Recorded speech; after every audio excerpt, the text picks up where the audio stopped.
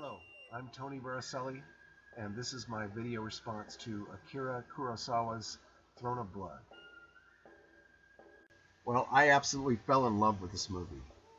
Akira Kurosawa's 1957 film, The Throne of Blood, which critics commonly describe as an adaptation of William Shakespeare's Macbeth, is a classic film that combines multiple theatrical references from both the West and the East.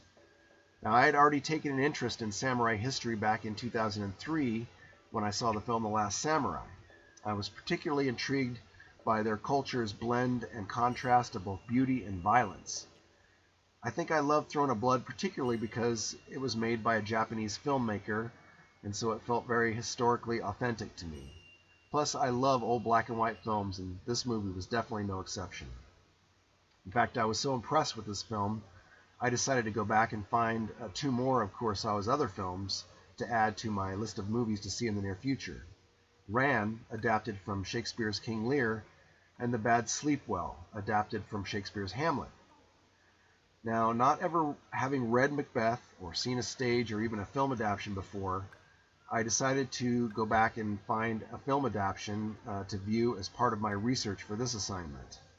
I actually ended up watching different selections from three different Macbeth films: the 1948 Orson Welles film, the 1971 Roman Polanski film, and finally the 2010 BBC Rupert Gold film starring Patrick Stewart in the lead role.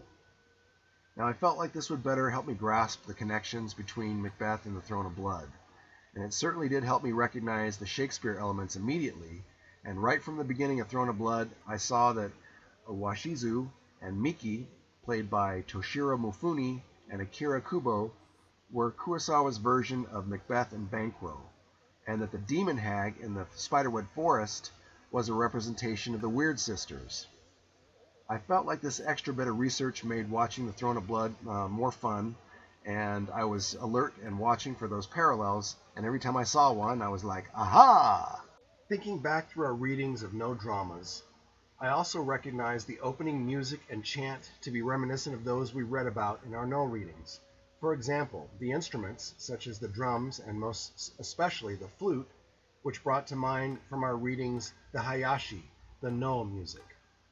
The chant-like opening song, which was also repeated at the end of the film, was translated in the subtitles as "Look upon the ruins of the castle of delusion, haunted only now by the spirits of those who perished, a scene of carnage, born of consuming desire, never changing, now and throughout eternity. Here stood Spiderweb Castle." This was like the yutai that we read about, performed by the waki to provide exposition and move the story forward. While there are no actual masks present in Throne of Blood, Kurosawa does have characters in the film that model facial expressions via specific makeup design resembling popular stock No characters in masks, such as the Demon Witch in demonic makeup, Lady Washizu in her ghostly makeup, and even Lord Washizu's face, which resembles the warrior's mask in No drama.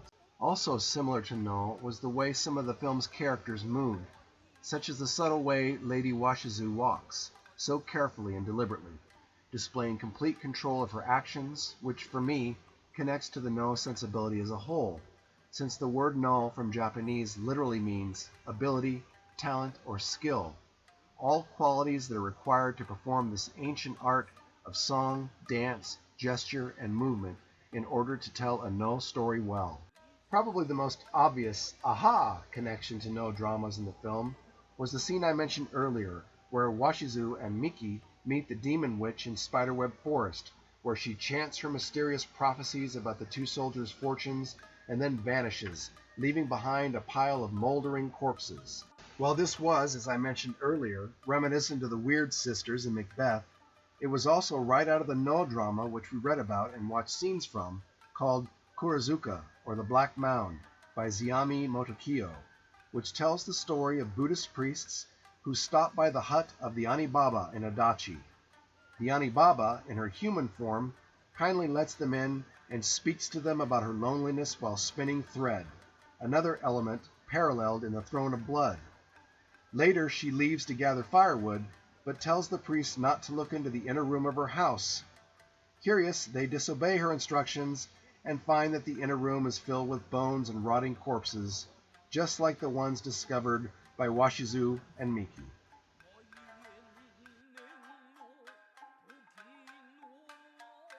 I think Kurosawa chose to use No as part of his storytelling in Throne of Blood in order to make the film more interesting and accessible to Japanese audiences of the time. I don't suppose that the average Japanese audience member would have been very familiar with the conventions and sensibilities William Shakespeare used in Macbeth, many of which were based on Christian and Greek mythos. No, on the other hand, is a major form of classical Japanese drama that has been performed since the 14th century and developed by the well-known and beloved classical Japanese playwrights Kan-Ami and his son Zeami, and is the oldest major theater art still regularly performed today. I couldn't imagine a more powerful framework to adapt a Western story into an Eastern sensibility with. Besides Zeami being the most beloved Japanese playwright, William Shakespeare is also the most revered and popular Western playwright.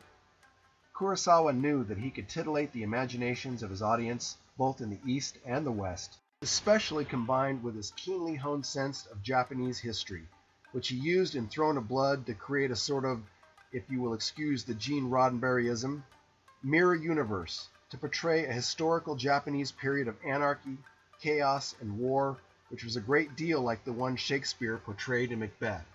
I believe Kurosawa's Throne of Blood has been so revered by critics and audiences both in the West and the East because it is a great deal more than just the sum of its parts. It is not merely just a movie adaptation of a literary text. It is a superb blend of diverse cultural, aesthetic, and historical elements, among which Macbeth is one, but one among many.